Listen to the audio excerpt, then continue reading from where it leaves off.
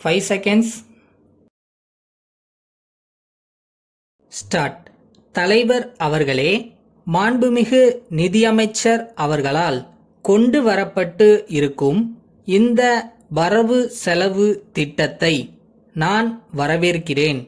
கைத்தறித் துறையில் ஏராளமான துணிகள் உற்பத்தி செய்வதற்கு ஏற்ற முறையில் வழிவகைகள் இந்த திட்டத்தில் இடம்பெற்றுள்ளன. இந்த நாட்டில் விவசாயத்திற்கு அடுத்தபடியாக இந்த தொழில் இருக்கிறது. பண்டிகை காலங்களிலேதான் கைத்தறித் துணிகள் விற்கப்படுகின்றன. மற்ற காலங்களிலே விற்பனை ஆவதில்லை.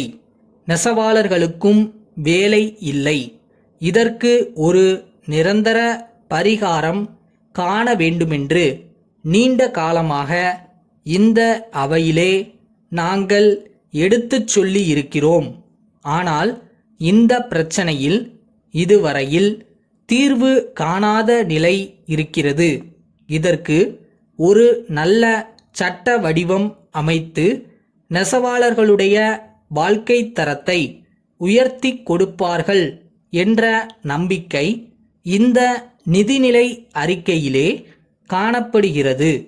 கடந்த முறை ஆளுநர் உரையின் மீது பேசுகிறபோது நூல் விலை ஏறிக்கொண்டே போகிறது என்று சொன்னேன்.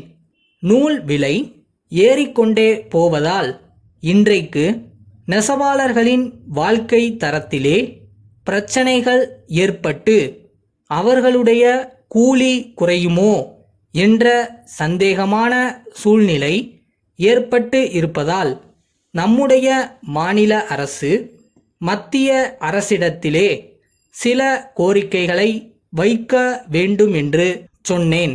மத்திய அரசில் இருக்கிற மாண்புமிகு அமைச்சர் அவர்கள் நூல் விலையை விரைவிலே குறைப்பேன் என்று பாராளுமன்றத்திலே சொல்லியிருக்கிறார்கள்.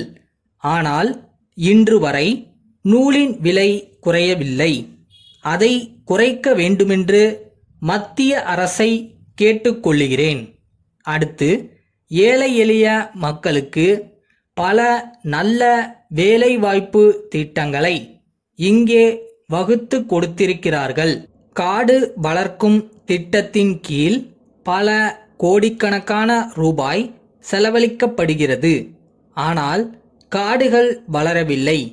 காடுகளில் நிறைய சின்ன சின்ன செடிகள் வளர்ந்து இருப்பதை பார்க்கிறோம்.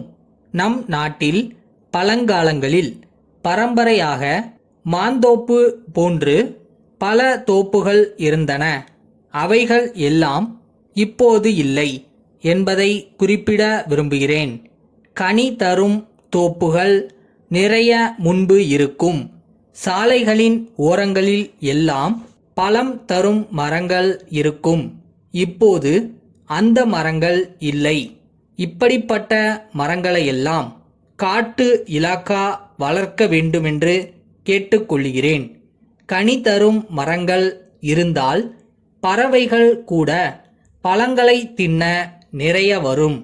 ஆகவே மரங்களை வளர்த்தால் மக்களுக்கு பயன்படும், பறவைகளுக்கும் பயன்படும் என்பதை தெரிவித்து கொண்டு காடு வளர்க்கும் திட்டத்திலே இதையும் சேர்த்து கொள்ள வேண்டுமென்று கேட்டுக்கொள்கிறேன்.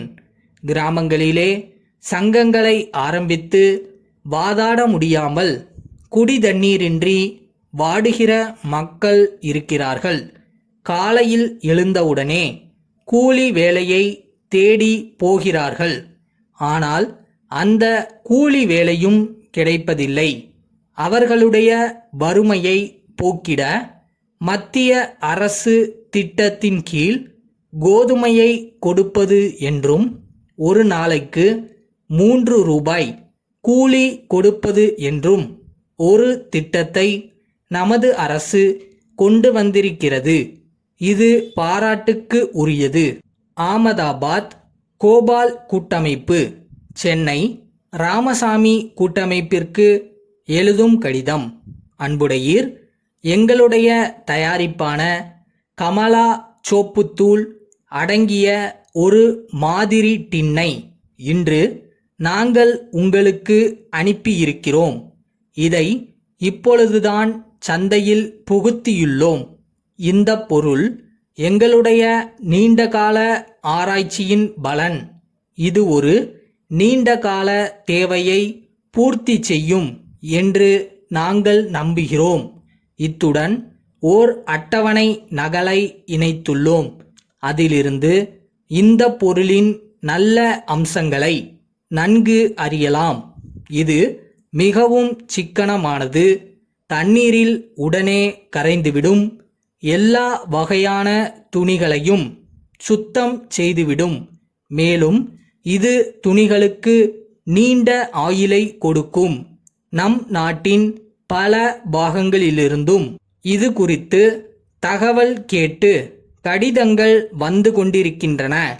இதனுடைய நல்ல அம்சங்களை முன்னிட்டு இது விரைவில் விற்பனையாகும் பொருள் என்று தோன்றுகிறது. இப்பொருளை நாங்கள் உங்களுக்கு 15 விழுக்காடு தள்ளுபடியில் விற்க இசைவு தெரிவிக்கிறோம். இந்த இசைவை கவனத்துடன் பரிசீலனை செய்து தங்களுடைய தேவையை தெரிவித்தால் நாங்கள் உடனடியாக ஆவண செய்ய தயாராக உள்ளோம். தங்களுடைய பதிலை எதிர்பார்க்கிறோம். தங்கள் நம்பிக்கையுள்ள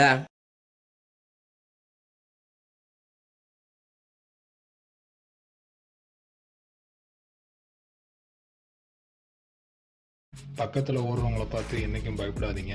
உங்களோட இலக்கு, ஃபோக்கஸ் எதுவோ அதில் மட்டும் உங்கள் கான்சென்ட்ரேஷனை வைங்க.